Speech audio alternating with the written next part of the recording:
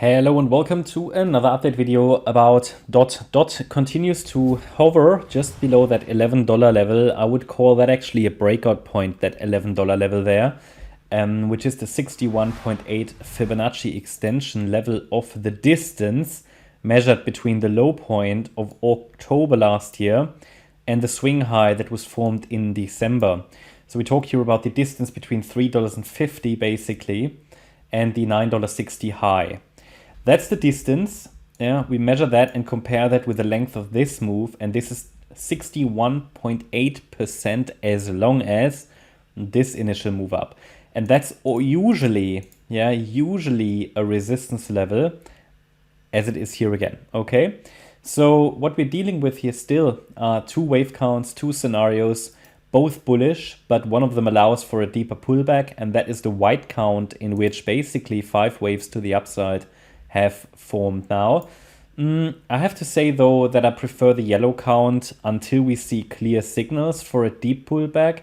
I would go with the yellow count, but it also depends on the successful breakout above the $11 mark. So that is clearly the next resistance level. Then we've got $13 and $16 next, then 20 and actually 23, 24. So as we get higher and higher, the more probable the yellow scenario will become. In the yellow count, we're dealing with a larger A, B, C structure, and the C wave could reach the area, around $16, but preferably even a little bit higher towards $24 in a very clear A, B, C structure. There isn't really a limit for C waves, but at some point we have to think about possible alternatives. But a C wave could also even extend to the 1.618 extension. That's at $30. So the key level, the last swing low, the key support that we're dealing with at the moment here is the last swing low. The, what is that? The March low. Is it the March low? Yeah, 5th of March. So, for example, what I could imagine is that we're obviously dealing here currently with this ABC structure, and the C wave might form a 1-2 setup. That's sort of what I'm thinking might happen here. I'm not confident about this because the microstructure is definitely not clear, but it's possible that we're forming here in the yellow count now a 1-2 setup, and the wave 2 is not allowed to move below the low of the B wave, and that low is $8.30, and therefore, as I said, as long as we're holding that 8.30 level, I think we can go with the current wave count in yellow. We have to allow a certain level of pullback, of course. I mean, if this really is a 1-2 setup, then I would actually say that probably it's useful to measure the fibs, but yeah, I mean, it's not a great setup. It's not clear. There are other ones that are a little bit clearer. For example, say, covered that yesterday. But then we have an ideal support region here between 885 and 992. So if that 885 level breaks to the downside, it would also indicate that this is not a 1-2 setup. Instead, we might form, I don't know, have to reinterpret the structure then. But the idea of a 1-2 setup here in wave C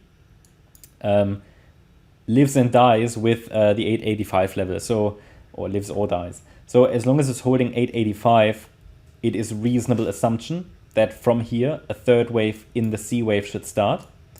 Below 885, that assumption will not be invalidated, but invalidation will become very likely. And the actual invalidation point then is the B wave low at 830.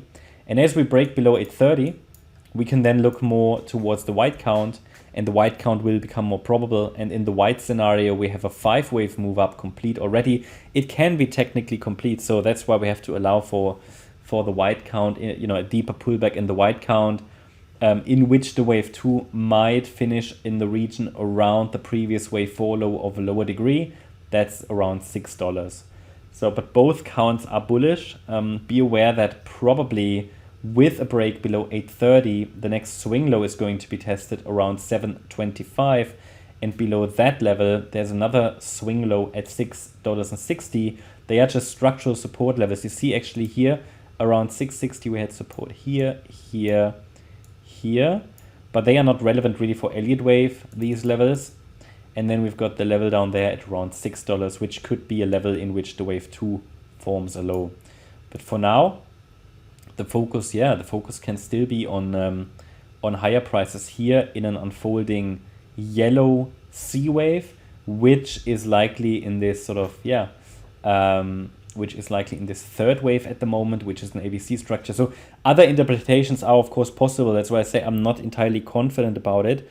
The main problem on this chart is that we're dealing with a diagonal or an ABC structure. They are not great for precision or micro counting. Doesn't mean you couldn't make money with them, absolutely. I mean, they're both bullish, these counts, but it's just not, super high confidence. And then we have, it's just that, as long as you know that the microstructures can change, that's all good. Looking at the long-term chart, that shows you how this is sort of integrated into the bigger picture.